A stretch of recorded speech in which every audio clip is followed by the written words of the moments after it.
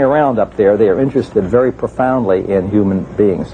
Whitley Strieber claims to have been abducted by alien beings on more than one occasion and wrote of his experiences in his best-selling book, Communion. I've had, since I wrote Communion, over 55,000 letters from people around the world who've had this similar things that think they have happened to them, and we still get about 200 a week. The Intruders Foundation and the Fund for UFO Research show that 1 out of every 50 American adults, 3.7 million people, indicate that they may have had an abduction experience with an unidentified flying object. I remember my mother was taken in a Jeep, and that I was there with a UFO. There was a beam of light that came down, and I was beamed onto the ship. These experiences sound crazy. It sounds impossible. It is impossible according to our physics, but we often use hypnosis to help flesh out all the recollections. A top scientist, Dr. Leo Sprinkle, conducted a 5-year study of 82 persons who reported UFO experiences. Most of them were able to relive the experience through hypnosis, and all suffered severe psychological disturbances afterwards. They claimed to have been taken inside spaceships and examined by humanoids who communicated telepathic messages to them. Dave Hunt is an investigative journalist. His research and consulting expertise takes him around the world. Cal State University, Long Beach. And again, I forget the names of the scientists there who were working on this, and this is a number of years ago now. They did research, and they took people at random.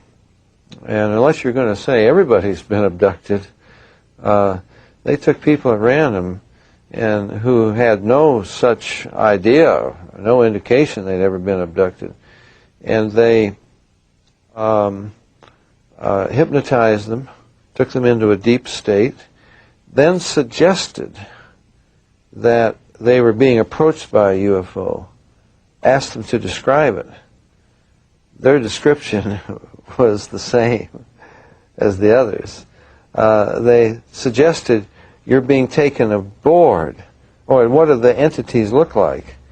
And they came up with similar descriptions, and then when they're taken aboard, they're, what's happening to you? Well, I'm getting a medical examination, you know, or...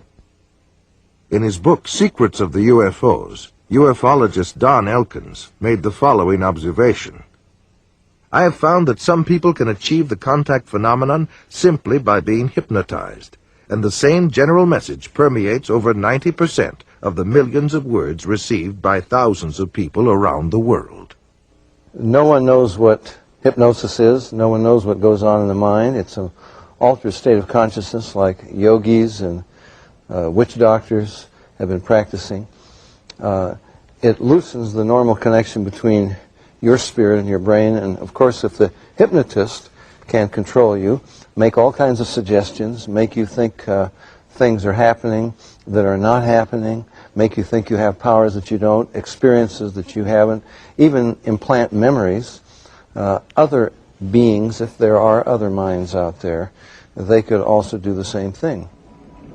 Sir John Eccles, Nobel Prize winner for his research on the brain, describes the brain as, quote, a machine that a ghost can operate, unquote. What he means by that is your spirit operates your brain in a normal state of consciousness. In an altered state, reached under yoga, a TM, hypnosis, you have loosened the normal connection between your spirit and your brain, and that allows another spirit, other entities, other minds to interpose themselves and begin to tick off the neurons in your brain, create a universe of illusion. I believe that it's demonic. I think all of the evidence indicates this. Some people claim that by allowing themselves to be put into an hypnotic trance, they are acting as a channeling device, in which the extraterrestrial being speaks through them. The following is an actual sampling of those messages. We come from the Interplanetary Confederation of Solar Systems, and our purpose is to aid our brother man on the planet Earth as the new age dawns. The teacher that was known to you as Jesus was able to use many more of the abilities than the people of this planet. Unfortunately, man upon planet Earth has misinterpreted the meaning of this man's life. He was no different from any of you. He was simply able to remember certain principles. These principles may be realized by anyone at any time. It is only necessary that you avail yourself to our contact through meditation in order to begin to re-realize that which is rightfully yours, the truth of the creation and the truth of your position in it. Know ye not that ye are gods? We have been puzzled at times by the inability of the people in general of this planet to be awakened to this simple truth. We find that the state of hypnosis brought about by the evolution of thought of the people of this planet is so great that it is necessary for him to maintain a constant awareness of his spiritual nature with meditation. Man is now in the transitional period before the dawn of a new age.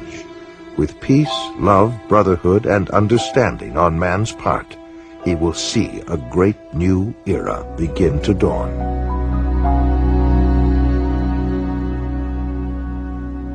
In his book, Flying Saucer Pilgrimage, Bryant Reeves summarizes his findings in this statement.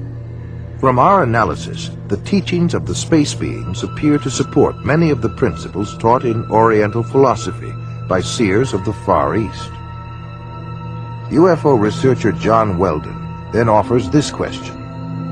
How credible is it to think that literally thousands of genuine extraterrestrials would fly millions of light years simply to teach New Age philosophy, deny Christianity, and support the occult? And why would the entities actually possess and inhabit people just like demons do if they were really advanced extraterrestrials? Dr. Pierre Guérin, an eminent scientist associated with the French National Council for Scientific Research, concludes that UFO behavior is more akin to magic than to physics as we know it, and that modern UFOnauts and the demons of past days are probably identical. The word demon in Greek comes from the root meaning knowledge or intelligence, implying that demons have access to knowledge and information denied to ordinary mortals. After what happened to me, the communion experiences, I decided that that might be a good idea to accept the idea of the devil just in case that's what I saw. If you look closely at the life of the world, you see the workings of evil in the world. There seems to be a sort of machinery behind it that is far beyond just the accident of human life. You can literally hypnotize a person, tell them that there's a cat in their lap, they will see it, they will hear it, purr, they will pet it and feel it. It's not physically there. You tell the cat to scratch them, and bring them out of it. There are scratch marks on their cheek. A non-physical object, under the right conditions, can leave physical evidence. I think it's demonic. It's a spiritual power of some kind for which there is no physical explanation. You can't explain it with the laws of chemistry and physics as we know it. John Keel is a world-renowned expert on UFOs and has written numerous books and articles on the subject. A self-described agnostic, he made this statement. Thousands of books have been written on the subject of demonology, which is the ancient and scholarly study of monsters and demons. The manifestations and occurrences described in this literature are identical to the UFO phenomenon. Victims of demonic possession suffer from the same medical and emotional symptoms as the UFO contactees. I would say I was assaulted by something from the unknown rather than possessed by it. I hope that I was never possessed by it, although there are those who might disagree with me. And I don't think it was something out of craziness. If it came out of my mind, it came out of a part of my mind that is universal to us all. Like Stryber, there are thousands of others who have also sensed something evil and demonic. Something is here, probing people, inspecting them, planting thoughts in their minds, and manipulating their bodies. I do know from different things that are still occurring within my body that I'm still being visited. In Close Encounters of the Third Kind, that first film that came out about UFOs, the house that the mother and little boy were living in, the toys began running around. Close encounters of the fourth kind are by far the most frightening. Those who claim to have been abducted by aliens and taken against their will. Perhaps the most famous case was that of Betty and Barney Hill. Their story began on the night of September 19th, 1961, as they were returning to their New Hampshire home from a vacation in Canada. They saw a distant point of light which seemed to move erratically. As it moved closer, it became more intense. Betty Hill remembers. This craft left the top of the mountain, came out of the highway, and stopped in midair. Barney took the binoculars and started out of the car in an attempt to identify the craft. And as he did this, he saw a group of figures standing in the windows looking down at him. One was saying to him, "Don't be afraid. Keep looking. Keep looking. Stay there. Don't be afraid. No harm's going to come to you, but stay there." And the craft started to descend.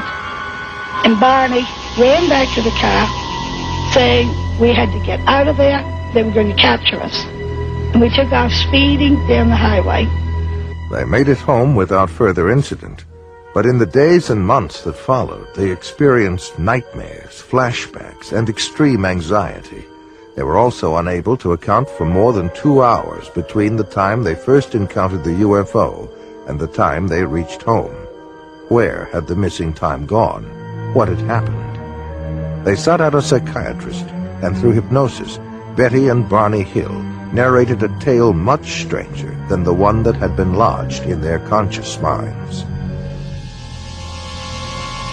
Barney put on the brakes, the car motor died.